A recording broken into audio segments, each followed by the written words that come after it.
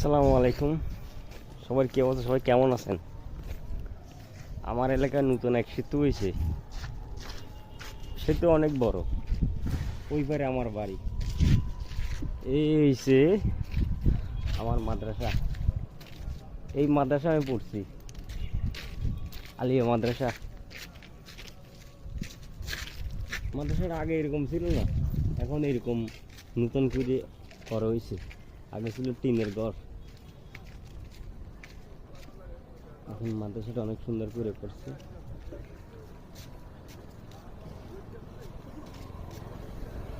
এই মাদ্রাসার main gate. আগে এটা ছিল গেট, এখন আর গেট মেন নাই, এখন পুরো খোলা। কি রোদ!